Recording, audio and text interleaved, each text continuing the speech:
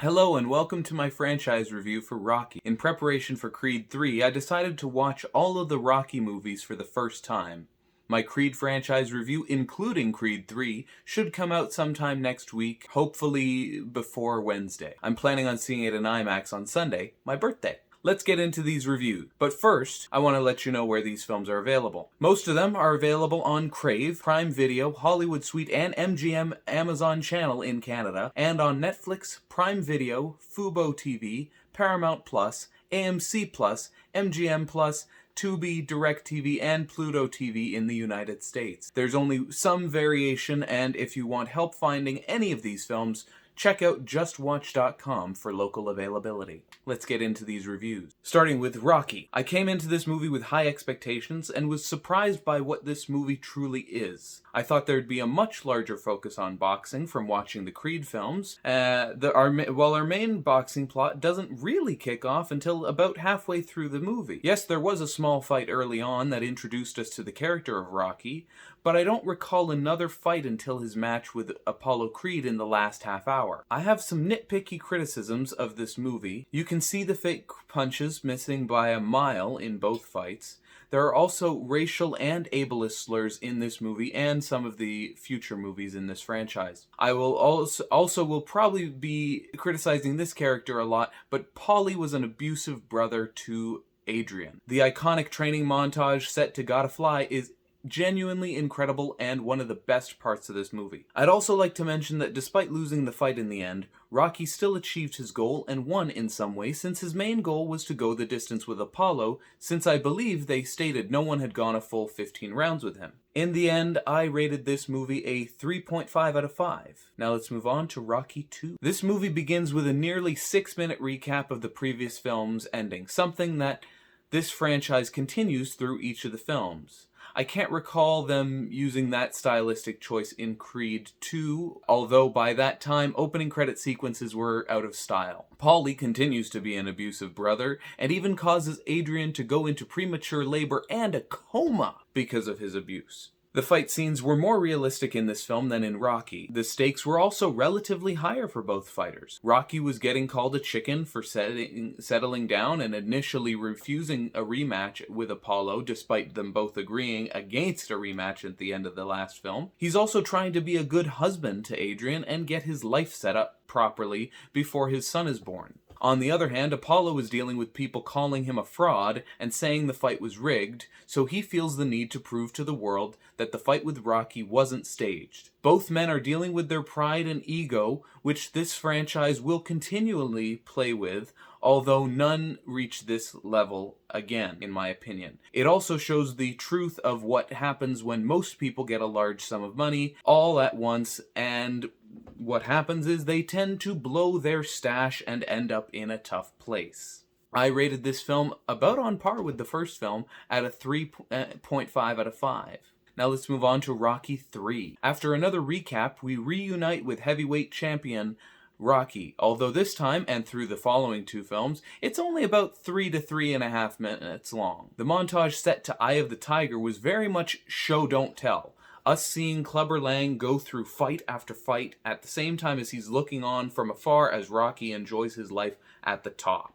Again, I'm going to criticize Paulie here. Now that Rocky is famous, which is precisely what Paulie longed for and wanted, he's jealous that he's not been invited to join in when he only cares about making money off of Rocky and his success. He even goes so far as to say that Rocky did nothing for him, even though Rocky got him the job with Gazzo that he begged for in the first movie. Paulie is such a leech, and we continue to see it as the films continue. It was interesting to see a more aggressive fighter in this movie, and it showed Rocky needed to learn that proper training is necessary despite being the heavyweight champion. I loved that we got to see Apollo Creed train Rocky and their varied training styles. This is the first of many fights where the opponent is a cocky son of a bitch that believes themselves to be unbeatable. Although Creed also somewhat thought himself to be unbeatable in the first film, but he wasn't nearly as ruthless as any of the other opponents that Rocky faces in future movies. Although not discounting him in any way, because he still is a great fighter and put up a great fight against Rocky both in the first film and the second film. It's just he wasn't a killer like them. He had integrity and heart and cared for Rocky. He was never going to actually kill Rocky. These others would have killed him if they had the chance. Seeing Rocky in a more vulnerable place after Mickey's death was also a nice change of pace from where he starts in this movie. While this review seems pretty positive, I did have some issues with the execution of this film. I'm not really going to go into much of that. Anyways, and I ended up rating this a 3 out of 5. So not bad, it's okay. Now let's move on to Rocky IV.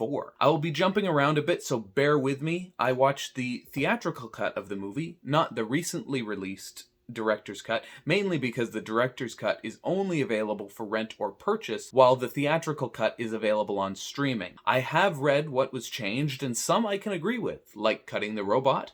Others are head scratchers, like cutting reference to the secret fight between Apollo and Rocky. If you're interested in finding out the other changes, you can find a link to the article that I read in the description down below. I think the earlier part of this film is pretty good, but I wish they had drastically changed the focus of this film. This entire movie has so many montages that it make it feel like an extended music video, especially the scene with Rocky driving a car, intercut with moments from the other films and earlier in this film, after Apollo dies at the hands of Drago. I'm also going to continue with the Paulie hate here. I didn't feel he needed to play such a prominent role in this film as he did.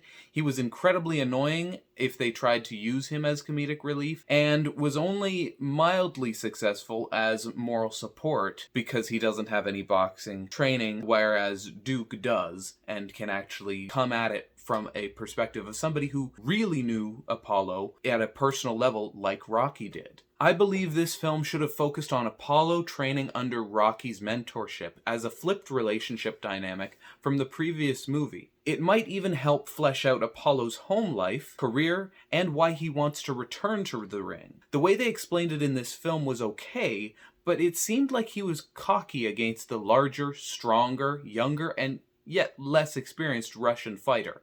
By fleshing out his character, his death at the hands of Drago would have been so much more impactful than it was. They could then have Rocky V be a vengeance story of Rocky wanting payback for Drago killing Creed, even having Drago potentially enter the American Boxing League and experiencing justified hatred for his lack of remorse regarding Creed's death. Rocky grieves the loss of Creed while he trains daily as a coping mechanism and to one day challenge Drago to finish what Apollo started. Drago then has to retreat to Russia either due to the hatred he faces and his emotional and mental state, or doping charges, very topical, where he experiences adoration from the crowds. Then, Rocky addresses the Boxing Commission as it is forced to give up his heavyweight championship, similar to this film, and then the rest of the film can basically play out exactly like this film does. And that, I think, is a better version of what this story would be. Break it up into 2 parts, because I think this actually needs that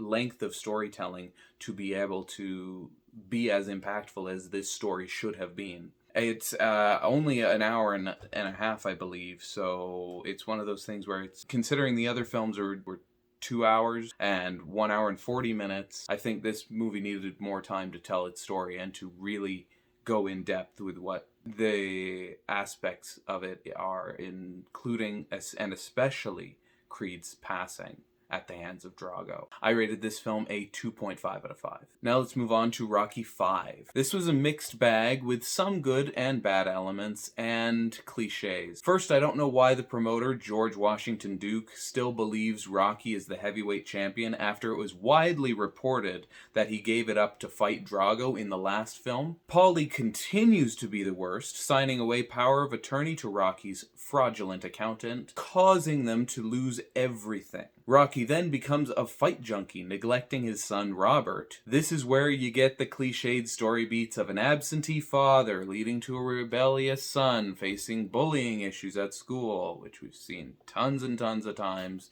before and after. George Washington Duke is a cliched villain who's complete and utter slime and a misogynist towards Adrian and likely plenty of other women. I loved seeing Rocky as a trainer, but I knew that this film would end in him fighting his trainee, Tommy Gunn. They practically spelt it out when Tommy said he knocked out his father, and in every fight he sees his opponent as his father. Tommy Gunn is also a bum, and not just for leaving Rocky for George Washington Duke, but also for sucker punching Rocky in the street fight. Only a coward would sucker punch their opponent in a fight. While I was happy that they moved the fight outside the ring, showing how Rocky wouldn't back down from a fight, especially if his family or friends were in danger, I also thought it went on for a bit longer than it needed to. I'm happy that Rocky got a second chance at training someone by the time the Creed films rolled around. I rated this film also a 2.5 out of 5. Now let's move on to the sixth and final film in this franchise, Rocky Balboa. It only took 6 movies and her death for Paulie to realize he wasn't a good brother to Adrian. He's still a shithead, though. This movie has the opposite problem of the Eye of the Tiger sequence: too much tell, not enough show. I also don't like that they reestranged the relationship between Rocky and his son Robert between films. Not only was their relationship on the mend at the end of the previous movie, but by doing so between films, it leaves the viewers to wonder what caused their relationship to fracture, since it seemed like Rocky is still reaching out to Robert and wants to be a part of his life. It's just Robert doesn't want to be a part of Rocky's life for some reason. It's also a shame because by the end of this movie, their relationship seems to be on the mend again, and then they reestrange them for the Creed movies, making this entire movie useless. This movie in many ways retreads the previous films and does nothing new, making it unnecessary and a waste of time. I'm going to list some of the similarities I noticed. 1. Rocky has retired from boxing and is called back for a fight. This happens in Rocky 2, Rocky 4, and Rocky 5. Rocky is estranged from his son and they reunite at the end of the movie. Again, as mentioned earlier, this happens in the last movie, Rocky 5, and again, sort of in Creed 2, but that was later. He's also fought multiple fighters just like Mason Dixon, who is most similar actually to Clubber Lang, who he faced in Rocky 3. This movie I rated a 2 out of 5. Thank you for watching this video. If you liked it, please give it a thumbs up. If you want to see more from me, hit the subscribe button. If you have any recommendations or thoughts about any of these films or my rating or reviews, please leave a comment down below. As I said earlier, I'm planning on doing a Creed franchise rewatch and review for the entire trilogy. Other things coming out soon will be my final Oscar predictions like I put out last year, which I predicted 22 out of 23 categories correctly. So we'll see how I do this year, although it's a little bit more complicated, as I'll mention. Thanks again for watching. Let me tell you something you already know. The world ain't all sunshine and rainbows.